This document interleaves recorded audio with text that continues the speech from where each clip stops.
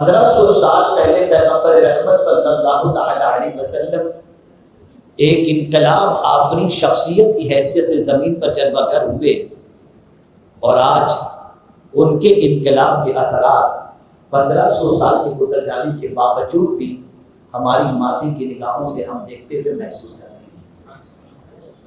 تعلیم کا نظام بدل گیا، طریقہ بدل گیا۔ آپ ذرا دیکھیں کہ آج سے 50 سال پہلے جو سسٹم آف ایجوکیشن تھا اور جس چیز کی ضرورت تھی، آج کے دور میں اس کی ضرورت نہیں رہ گئی۔ ہر دور کے اندر، ہر انسان کے پیریڈ کے اندر ایسا پیریڈ آتا ہے کہ 30-40 سال کے بعد پورا نظام چینج ہو جاتا ہے، اور پھر وہ تعلیم فرسودہ تعلیم کہلاتی ہے، فرسودہ نظام کہلاتا ہے۔ لیکن یا رسول اللہ صلی اللہ تعالی علیہ وسلم، آپ کا پیدا کردہ نظام اور قائم کردہ نظام جس طرح سے 1500 سال کے پہلے لوگوں کی ضرورت تھی، آج 1500 سال کے گزرنے کے بعد بھی اس کی ضرورت محسوس کی جا رہی ہے۔ آپ ذرا دیکھیں، کہیں انقلاب پیدا کرنا ہوتا ہے تو تنہا انسان انقلاب پیدا نہیں کرتا، جماعت مل کر انقلاب پیدا کرتی ہے۔ اور پھر سچویشن یہ ہوتی ہے کہ بہت سارے ایسے افراد درمیان میں آ جاتے ہیں جو انقلاب کے اثرات کو ضائع کرنے کی کوشش کرتے ہیں۔ لیکن پیغمبر رحمت صلی اللہ تعالی علیہ وسلم کی حیات طیبہ اتنی عظیم ہے کہ دنیا کا انسان انقلاب لانا چاہتا ہے تو الیکٹرانک میڈیا کا سہارا لیتا ہے، دنیا کا انسان انقلاب لانا چاہتا ہے تو پرنٹ میڈیا کا سہارا لیتا ہے، دنیا کا انسان انقلاب لانا چاہتا ہے تو سرمایہ داروں کا سہارا لیتا ہے، دنیا کا انسان انقلاب لانا چاہتا ہے تو نہ جانے کتنی اسے مشقت کرنی پڑتی ہے اور کتنوں کو دست و بازو بنانا پڑتا ہے۔ لیکن جب ہم پیغمبر رحمت صلی اللہ علیہ وسلم کے لائے ہوئے انقلاب کا جائزہ لیتے ہیں تو حیرت ہوتی ہے کہ رسول اعظم صلی اللہ علیہ وسلم کے پیدا کردہ انقلاب کے اندر سب سے عظیم جو چیز تھی وہ باہر کے لوگوں کا ساتھ نہیں تھا، اللہ کا ساتھ تھا اور مصطفیٰ کا کردار تھا۔ آج اسی کردار کی ایک جھلک آپ کے سامنے میں پیش کرنے کی سعادت حاصل کروں گا، جس کا اعتراف حضور کے دشمنوں نے بھی کیا، اور آج اگر مسلمان پوری دنیا کے اندر پیروں تلے روندا جا رہا ہے، لا اعتبار ہو رہا ہے، بے وقعت ہو رہا ہے، اور اس کا مقام دن بدن گھٹتا جا رہا ہے، تو اس کی کیا وجہ ہے؟ اور تنہا مصطفیٰ جان رحمت صلی اللہ علیہ وسلم ایک کامیاب داعی کی حیثیت سے دنیا کے اندر متعارف ہوئے۔ اس میں حضور صلی اللہ علیہ وسلم کے کئی اوصاف میں سے سب سے بڑا وصف کون سا تھا؟ میں نے قرآن مقدس کی جس آیے کریمہ کی تلاوت کا شرف حاصل کیا، اس میں رب قدیر ارشاد فرماتا ہے والذی جاء بالصدق وصدق بہ اولئک هم المتقون، وہ جو سچ لایا اور وہ جس نے اس کی تصدیق کی، یہی متقی ہے۔ سچ لانے والی ذات مصطفیٰ جان رحمت صلی اللہ علیہ وسلم، اور سچ کیا لے کر کے آئے؟ تو سچ اللہ کی وحدانیت ہے، اللہ رب العزت جل جلالہ کی ذات بابرکت ہے، دین اسلام ہے، اور رسول گرامی وقار صلی اللہ تعالی علیہ وسلم ایک خدا کی عبادت کا پیغام لے کر اس فرش گیتی پر تشریف لائے، لوگوں کے سامنے حاضر آئے، اور اللہ عز و جل کے پیارے حبیب صلی اللہ علیہ وسلم کے سچے ہونے کی تصدیق اگر کسی نے کی تو سب سے پہلے صدیق اکبر رضی اللہ تعالیٰ عنہ نے فرمایا۔ آئیے میں آپ کو بتاؤں کہ سچائی کتنی عظیم چیز ہے، اور سچ کے حوالے سے اللہ عز و جل کیا ارشاد فرماتا ہے، تاکہ آپ محسوس کر سکیں کہ پروردگار جل جلالہ نے اپنے محبوب صلی اللہ تعالی علیہ وسلم کو ایک سچا نبی بنا کر، جتنے بھی انبیاء تشریف لائے سارے انبیاء کرام علیہ الصلوۃ والسلام یقیناً سچے، کوئی بھی نبی اس پر سے گیتی پر ایسا نہیں آیا جس کی زبان سے اور کردار سے کذب چھلکتا ہو، بلکہ ہر نبی بھی سچے اور ان کی دعوت بھی سچی، ان کا کردار بھی سچا، اور ان کی زندگی بھی سچی۔ میرے پیارے آقا صلی اللہ تعالی علیہ وسلم کے پیارے دیوانوں، رب قدیر جل جلالہ نے سب سے پہلے سچ کو اپنی طرف منسوب فرمایا، اور رب قدیر جل جلالہ ارشاد فرماتا ہے وَمَنْ أَصْدَقُ مِنَ اللَّهِ قِيلًا، اللہ سے زیادہ سب سے سچی بات کس کی ہو سکتی ہے؟ یعنی سچ اللہ فرماتا ہے، پروردگار کا ہر قول سچا، ہر فرمان سچا، اس کی کتاب سچی، وہ سچا، اس کا فرمان سچا، اس کا دین سچا۔ میرے پیارے آقا صلی اللہ علیہ وسلم کے پیارے دیوانوں، اسی طریقے سے اللہ عز و جل نے زیادہ سچ بولنے والے کے حوالے سے فرمایا الصدیق، بہت زیادہ سچ بولنے والا، اور سچ بولنے والے کے مقام کو کہاں رکھا؟ اسے بہت دور نہیں رکھا، نبی کے قدم میں سب سے زیادہ قریب اگر کوئی ہوتا ہے تو وہ سچ بولنے والا ہوا کرتا ہے۔ جو سب سے زیادہ سچ بولے وہ نبی کے قدموں سے قریب ہوتا ہے۔ آج یہ میں آپ کو بتاؤں پیغمبر رحمت صلی اللہ علیہ وسلم کتنے سچے تھے، اور رسول رحمت صلی اللہ علیہ وسلم کے حوالے سے دشمن کا کیا نظریہ تھا اور دشمن کا کیا خیال تھا۔ میرے پیارے آقا صلی اللہ علیہ وسلم کے پیارے دیوانوں، ابھی حضور نے اعلان نبوت نہیں فرمایا، اور اعلان نبوت سے پہلے حضور کی پہچان کس صفت کے ساتھ تھی؟ کس صفت کے ساتھ پہچان تھی؟ اعلان نبوت اور نبی ہونے کے حوالے سے حضور نے 40 سال کے بعد بتایا کہ میں اللہ کا نبی ہوں، حالانکہ نبی پہلے بھی تھے۔ کنت نبی و آدم بین الروح والجسد، حضرت آدم علیہ السلام آپ کو کی منزلیں طے کر رہے تھے، حضور صلی اللہ علیہ وسلم تب بھی نبی تھے، لیکن اپنے نبی ہونے کا اعلان حضور صلی اللہ علیہ وسلم نے 40 سال کی عمر کے بعد فرمایا۔ لیکن میں آپ سے پوچھنا چاہتا ہوں، نبی کی حیثیت سے دنیا نے بعد میں جانا، لیکن اس سے پہلے کس چیز سے جانتے تھے؟ کس لقب سے جانتے تھے؟ کس وصف سے جانتے تھے؟ تو میرے پیارے آقا صلی اللہ علیہ وسلم کے پیارے دیوانوں، حضور صلی اللہ علیہ وسلم کو اعلان نبوت سے پہلے دنیا جس لقب سے پکارتی تھی وہ الصادق، سب سے زیادہ سچ بولنے والے، سچ بولنے والے کی حیثیت سے حضور صلی اللہ تعالی علیہ وسلم کو دنیا جانتی تھی۔ زمانے میں اس دور کے اندر بہت سارے مسائل پیدا ہوئے، لیکن ہر مسئلے کے اندر اگر فیصل کی حیثیت سے جب حضور کی بات آ جاتی تو دنیا حضور کے سامنے سرنڈر ہو جاتی اور یہ کہنے پر مجبور ہو جاتی کہ ہم نے کبھی ان کی زبان سے جھوٹ نہیں سنا۔ حضور صلی اللہ علیہ وسلم کے دشمن بھی یہ کہا کرتے تھے ما جربنا الا صدقا، ہم نے ان کے بارے میں تجربہ کیا ہے، انہوں نے کبھی اپنی زندگی میں جھوٹ بولا ہی نہیں۔ سچائی بہت بڑی طاقت ہے، صدق بہت بڑا جوہر ہے۔ آقا کریم صلی اللہ تعالی علیہ وسلم دنیا کے کسی معاملے میں بھی کبھی جھوٹ نہیں بولے، اور جب دنیا نے یہ دیکھ لیا کہ دنیاوی معاملات کے اندر جب یہ جھوٹ نہیں بول رہے ہیں تو اللہ کے معاملے میں کیسے جھوٹ بول سکتے ہیں؟ میرے پیارے آقا صلی اللہ تعالی علیہ وسلم کے پیارے دیوانوں، آج انسان مال کے لیے جھوٹ بولتا ہے، اولاد کے لیے جھوٹ بولتا ہے، اور قرآن کہتا ہے یوم لا ینفع مال ولا بنون، قیامت کے دن نہ مال نفع پہنچائے گا، نہ بیٹے نہ اولاد نفع پہنچائے گا۔ قیامت میں یہ چیز نفع نہیں پہنچائے گی۔ جن بچوں کے لیے انسان جھوٹ کا سہارا لیتا ہے، جس مال کے لیے انسان جھوٹ کا سہارا لیتا ہے، قرآن کہتا ہے یہ دونوں چیزیں مرنے کے بعد قیامت کے دن تمہیں نفع نہیں پہنچائیں گی۔ اب میں قرآن سے پوچھتا ہوں، اے قرآن تو ہی بتا کون سی چیز قیامت کے دن ہمیں نفع پہنچائے گی؟ تو قرآن کہتا ہے یوم ینفع الصادقین صدقہم، قیامت کے دن سچ بولنے والوں کو ان کا سچ نفع پہنچائے گا۔ اللہ بھی سچا، اللہ کے رسول صلی اللہ علیہ وسلم بھی سچے، اللہ کی کتاب بھی سچی۔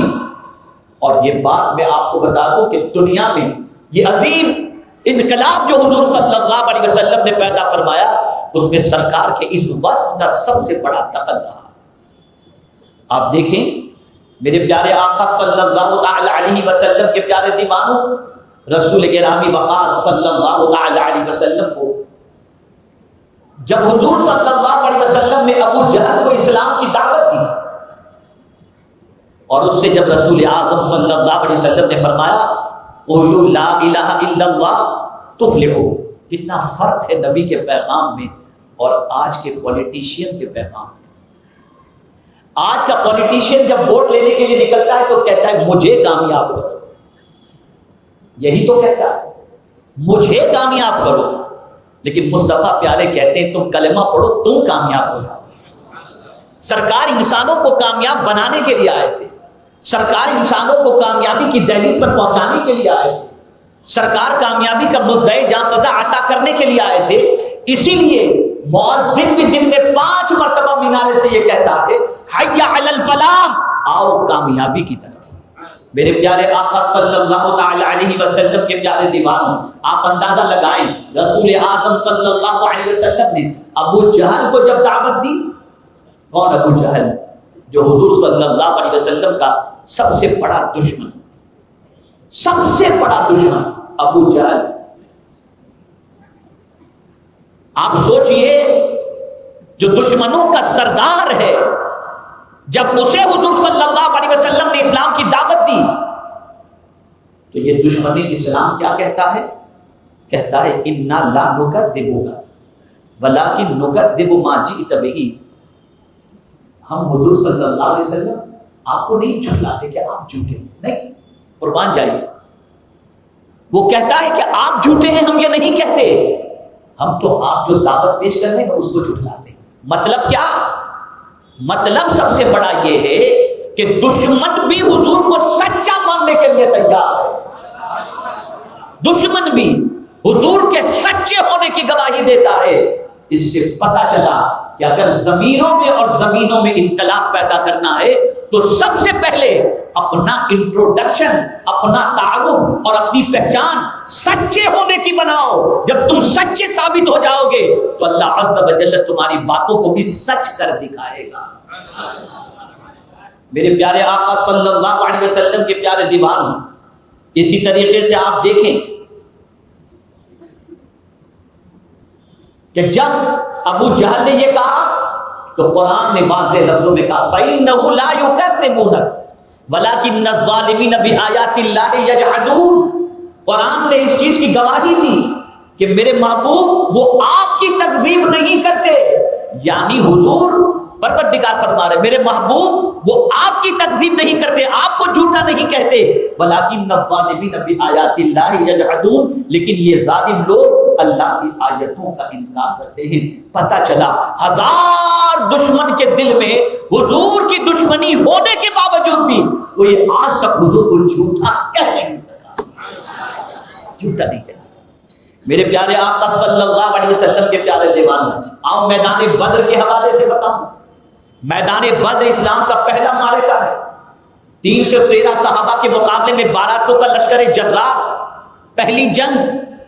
لیکن اللہ اکبر، ذرا سنیے، دل کے کان سے سنیے اور ایمانداری کی بات کو دل کے اندر بٹھانے کی کوشش کیجیے۔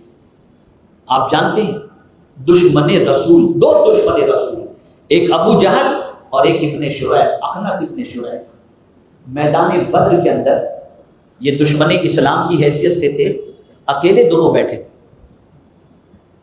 دونوں اکیلے بیٹھے تھے اور دونوں رات کی تنہائی میں ڈسکس کر رہے تھے۔ غور سے سنیں، میدان بدر پہلا معرکہ، دونوں دشمن رسول اکیلے میں بیٹھے ہیں، اخنس ابن شریح اور ابو جہل۔ اخنس نے ابو جہل سے کہا، کیا کہا؟ اس نے کہا اے ابو الحکم، یہ ابو جہل کی کنیت تھی، یہاں ہم تنہا ہیں، یعنی ہم دونوں کے علاوہ کوئی تیسرا یہاں نہیں ہے، میرے اور تیرے بغیر کوئی گفتگو سن نہیں سکتا۔ مجھے یہ بتاؤ کہ تمہاری، یعنی حضور صلی اللہ علیہ وسلم کا نام نامی لے کر ان کے بارے میں، یعنی میری، یعنی تمہاری، یعنی اے ابو جہل تمہاری رائے حضور صلی اللہ علیہ وسلم کے بارے میں کیا ہے؟ کیا رائے رکھتے ہو؟ میدان جنگ میں آ چکے ہو، تم بھی آئے ہو، میں بھی آیا ہوں، ہم دونوں اکیلے میں بیٹھے ہیں اور ہماری بات کوئی سننے والا بھی نہیں ہے، ذرا مجھے تمہاری دل کی بات تو بتاؤ کہ تم حضور کے بارے میں کیا رائے رکھتے ہو۔ اللہ اکبر، وہ سچے ہیں یا جھوٹے ہیں؟ اب اس تنہائی میں ابو جہل نے جو کہا ہے، کتاب کے اندر اس کے جملے محفوظ ہیں، ابو جہل نے کہا واللہ ان محمدن الصادق وما کذب محمد قط، خدا کی قسم محمد صلی اللہ علیہ وسلم یقیناً سچے ہیں۔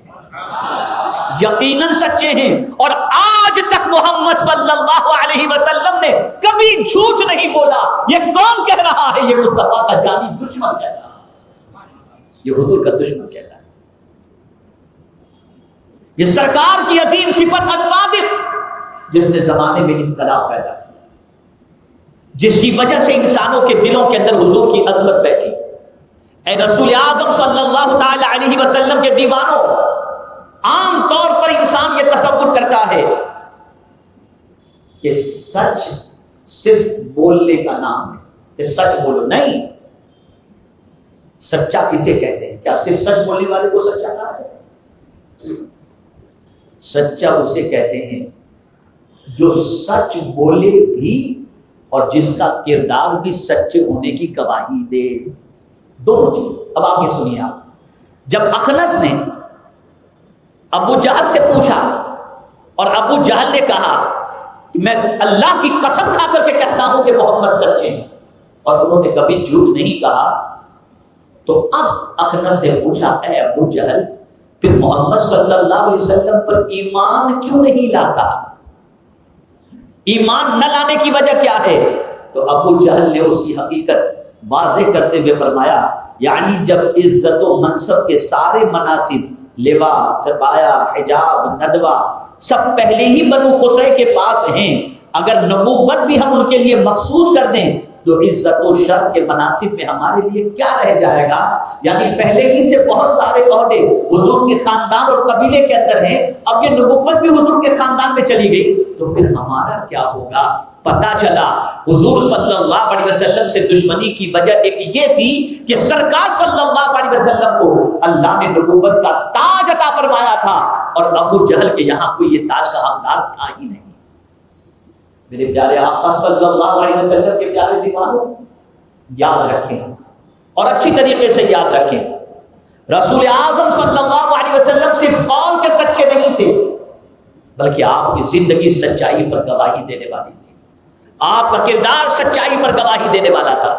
مثال کے طور پر اگر اللہ کے رسول صلی اللہ تعالی علیہ وسلم اپنی امت سے فرماتے اقیموا الصلاۃ، اللہ نے فرمایا نماز قائم کرو، تو جب امت حضور کی زندگی میں جھانک کر کے دیکھتی کہ نماز کا حکم دینے والے کی پوزیشن نماز کے سلسلے میں کیا ہے، تو سرکار کا عالم یہ تھا کہ دنیا کو 5 وقت کی نماز کا حکم دیتے اور خود 6 وقت کی نماز ادا کر کے بتایا۔ تو جس طریقے سے حضور کا قول پاورفل تھا، ایسے اس قول کے مطابق حضور کی حیات طیبہ بھی تھی۔ میرے پیارے آقا صلی اللہ علیہ وسلم کے پیارے دیوانوں، اگر حضور صلی اللہ علیہ وسلم نے فرمایا کہ سخاوت کرو، اللہ کے نام پہ خرچ کرو، تو صرف حضور نے کہا ہی نہیں بلکہ حضور صلی اللہ علیہ وسلم کے دروازے سے کبھی کوئی مایوسی نہ ہوتا ہے۔ ایسی سخاوت فرمائی کہ میرے امام پکار اٹھے، واہ کیا جود و کرم ہے شہ بدحا تیرا، نہیں سنتا ہی نہیں مانگنے والا تیرا۔ سنو، آج اگر پوری سنیت کسی حد تک، میں یہ نہیں کہتا کہ کمزور ہو رہی ہے، لیکن اتنا ضرور میں کہتا ہوں کہ ہم اگر آج اتنے مؤثر ثابت نہیں ہو رہے تو اس کی وجہ تو یہ ہے، وجہ یہ ہے کہ ہم قول تو کچھ پیش کرتے ہیں، لیکن اسی قول کے مطابق جب دنیا ہماری زندگی کے اندر اس قول پر عمل دیکھتی ہے تو اس کو ہم سے نفرت پیدا ہو جاتی ہے کہ یہ کہتا کچھ ہے اور عمل کچھ بتاتا ہوا نظر آتا ہے۔ حضور کی ذات وہ تھی جو کہتے تھے اس سے زیادہ حضور کر کے لوگوں کے سامنے اپنی ذات کو پیش کیا۔ آج ہم کہتے ہیں ریاکاری سے بچو، دین کا کام کرو، دکھاوے کے لیے نہ کرو، اور ہمارا حال یہ ہے کہ تھوڑا بھی دکھاوا نہ کریں تو ہم یہ تصور کرتے ہیں کہ گویا کام کا حق ادا نہیں ہوا، اور اس میں پھر لے دے کر کے ایسی پالیسی اور ایسے بہانے لے آتے ہیں، آج کا دور ہے، یہ ہے، وہ ہے۔ نہیں، مصطفیٰ جان رحمت صلی اللہ تعالی علیہ وسلم جو کہتے تھے اس سے زیادہ اس پر کر کے سرکار صلی اللہ علیہ وسلم نے اپنے وجود کو پیش کیا۔ آج ہمارا حال یہ ہے کہ مالدار مر جائے یا بیمار ہو جائے تو ہم اس کے گھر بھی جاتے ہیں، جنازے میں بھی جاتے ہیں، اور اس کی چہلوں میں بھی جاتے ہیں، اس کے تیجے میں بھی جاتے ہیں، کتابیں بھی بانٹتے ہیں تاکہ سیٹھ صاحب خوش ہو جائیں، اور غریب کے یہاں کوئی پہنچنے ہی کے لیے تیار نہیں ہوتا۔ لیکن جب ہم حضور کی حیات طیبہ دیکھتے ہیں تو آپ دگ رہ جاتی ہے۔ مدینے کی ایک ایسی عورت جو غربت کی چکی میں پیسی جا رہی تھی، جس کا حال یہ تھا کہ بولنے کی تمیز بھی نہیں تھی، لیکن وہ حضور کے پاس آتی ہے۔ انداز گفتگو سے آپ سمجھ سکتے ہیں کہ وہ کس حد تک ادب سے محروم تھی، ناواقف تھی۔ محروم تو کیا، ناواقف تھی۔ مدینے کی ایک عورت آتی ہے اور کہتی ہے اے محمد صلی اللہ علیہ وسلم، مجھے آپ سے کچھ بات کرنی ہے۔ ایک غریب، بے کس، ناتواں عورت اپنی مجبوری پیش کرنا چاہتی ہے۔ میرے آقا صلی اللہ علیہ وسلم فرماتے ہیں خاتون تو مدینے کی جس گلی میں چاہ میرے ساتھ بیٹھ جا، میں تیری بات سننے کے لیے تیار۔ یہ کون کہہ رہا ہے؟ یہ سید الرسل کہہ رہے ہیں، یہ سید الانبیاء کہہ رہے ہیں، جن کا ایک قدم فرش پر ہے تو دوسرا قدم عرش پر ہے، وہ رسول کہہ رہے ہیں۔ آج تو مالداروں سے زیادہ کوئی کسی کے قریب ہو ہی نہیں سکتا، غریب ہے تو بیچارہ گیا کام سے، لیکن مصطفیٰ کی شان یہ ہے کہ وہ بیٹھتے تھے غریبوں کے ساتھ، فقیروں کے ساتھ، کمزوروں کے ساتھ۔ یہ مراد نہیں ہے کہ آپ مالداروں سے تعلق نہ رکھیں، لیکن حضور نے پریکٹیکل اپنی زندگی ثابت کر کے بتا دی کہ سنو، مالک کونین یقیناً ہوں، کہ اعلیٰ حضرت کہتے ہیں مالک کونین ہیں، وہ پاس کچھ رکھتے نہیں، دو جہاں کی نعمتیں ہیں ان کے خالی ہاتھ میں۔ حضور نے غریبوں کو تسلی دیتے ہوئے ارشاد فرمایا، عرض کیا اپنے رب کی بارگاہ میں، اللہم احیینی مسکینا وامیتنی مسکینا واحشرنی فی زمرۃ المساکین، اے اللہ مجھے مسکین زندہ رکھ، مسکینی میں موت عطا فرما، اور قیامت کے دن مسکینوں کے ساتھ حشر فرما۔ بتا دیا، سنو دنیا والو، تم جس غریب کو حقارت سے دیکھتے ہو، نبیوں کا تاجدار اسی غریبوں کے ساتھ اٹھنا بھی پسند کرتا ہے اور بیٹھنا بھی پسند کرتا ہے۔ تو حضور نے صرف غریبوں سے محبت کرنے کا درس ہی نہیں دیا، بلکہ پریکٹیکل سرکار ان کے ساتھ بیٹھ کر، زندگی گزار کر، ساتھ دے کر یہ بتا دیا کہ میں صرف زبان سے غریبوں کی مدد کی بات نہیں کرتا، ان کے ساتھ بیٹھ کر غریبوں کی محبت کا ثبوت بھی پیش کرتا ہوں۔ سن لو، آقا کریم صلی اللہ علیہ وسلم کا آج تک انقلاب کا جو اثر نظر آ رہا ہے، اس میں مصطفیٰ جان رحمت صلی اللہ علیہ وسلم کے 3 اوصاف کا بڑا دخل ہے۔ نمبر 1 الصادق، سرکار کا سچ بولنا۔ نمبر 2 جو حضور نے وعدہ کیا اس وعدے کی وفا کرنا، اور نمبر 3 حضور صلی اللہ علیہ وسلم کا امین ہونا۔ سنہری جاریوں پر ابھی اس کے اوپر تھوڑا سا وہ کر دیا گیا، چھپا دیا گیا ہے، ورنہ سنہری جاریوں پر آج تک لکھا ہوا ہے لا الہ الا اللہ الملک الحق المبین محمد الرسول اللہ صادق الوعد الامین۔ اگر ہم چاہتے ہیں کہ جہاں میں انقلاب پیدا نہ کریں، جہاں میں انقلاب لائیں، تو یہ 3 وصف اپنی زندگی میں شامل کر دو۔ میلاد مصطفیٰ صلی اللہ علیہ وسلم کا تحفہ یہ لے کر کے جاؤ کہ جس صادق الوعد الامین رسول نے اپنی سچائی اور وعدے کی ایفا کی بنیاد پر اور امانت داری کی بنیاد پر جہاں میں عظیم انقلاب پیدا کیا، ہم بھی سچائی کے علمبردار بن جائیں۔ آج کاروبار کرنے والے جانتے ہیں کہ جھوٹ مسلمان کتنا بولتا ہے۔ چندہ کرنے والوں کے حوالے سے دیکھیے، اور چیزوں کے حوالے سے دیکھیے، کسی کے پاس پیسہ رکھ کر کے دیکھیے تو آپ کو پتا چلے گا کہ کس حد تک کرپٹ ہے مسلمان۔ اے مسلمان، سجدہ 1000 کر لو، تہجد پڑھ لو، لیکن اگر یہ بس تمہاری زندگی میں نہیں ہے، کامیاب نہیں ہو سکتے، زمانے میں اپنا تعارف اچھی طریقے سے پیش نہیں کر سکتے۔ بس آخری بات عرض کر دوں کہ سچائی کتنی عظیم طاقت ہے۔ بیٹا جنت میں نہیں لے جائے گا، مال جنت میں نہیں لے جائے گا، لیکن آقا کریم صلی اللہ علیہ وسلم فرماتے ہیں علیکم بالصدق، سچ کو لازم پکڑو۔ ان الصدق بر، بے شک سچ نیکی ہے۔ ان البر یہدی الی الجنہ، اور یہ ایسی نیکی ہے جو جنت تک لے کر کے جاتی ہے۔ یہی وجہ تو تھی کہ غوث پاک جب بغداد مقدس پڑھنے کے لیے نکلے تو ماں سے انہوں نے عرض کیا کہ ماں مجھے کچھ نصیحت کیجیے۔ تو ماں نے یہ نہیں کہا بیٹا شہر میں جا رہے ہو، آنا تو میرے لیے یہ تحفے لے کے آنا، نہیں، ایک ہی نصیحت کی، میرے بیٹے عبد القادر زندگی میں کبھی جھوٹ مت بولنا۔ ایک ہی نصیحت۔ جب غوث پاک نے اس کو اپنی زندگی کا اوڑھنا بچھونا بنا لیا تو آپ جانتے ہیں تابعین کے بعد اگر سب سے بڑا مرتبہ اولیاء میں کسی کا ہے تو وہ غوث پاک رضی اللہ عنہ۔ سچ بہت بڑا جوہر ہے۔ ایک اچھی تعداد میں طلبہ موجود ہیں، میں ان سے گزارش کروں گا، میرے بچوں عوام سے گزارش کروں گا، سچ کا دامن مضبوطی سے تھامو، اور صرف بولنا ہی تمہارا سچا نہ ہو، کردار بھی تمہارا سچا ہو، اخلاق بھی تمہارا سچا ہو۔ ایک سچا مسلمان صرف سجدوں سے نہیں پہچانا جاتا، وہ وعدے کی وفا سے بھی پہچانا جاتا ہے، امانت سے بھی پہچانا جاتا ہے، زبان سے بھی پہچانا جاتا ہے۔ اگر مسلمان تین چیزوں کو اپنا لے عبادت و ریاضت کے ساتھ ساتھ، تو اس کی دنیا بھی سمجھ جائے گی اور آخرت بھی سمجھ جائے گی۔ آؤ 1500 سالہ جشن میلاد مصطفیٰ صلی اللہ علیہ وسلم کے اس پرمسرت موقع پر ہم نبی کی دعوت پر لبیک کہتے ہوئے ہم بھی سچائی کا دامن تھام لیں اور عہد کریں کہ سرکار یہ 1500 سالہ جشن میلاد مصطفیٰ صلی اللہ علیہ وسلم میں ہم آپ کی خدمت میں جو سب سے بڑا تحفہ پیش کرنا چاہتے ہیں وہ یہ ہے کہ انشاءاللہ آپ سے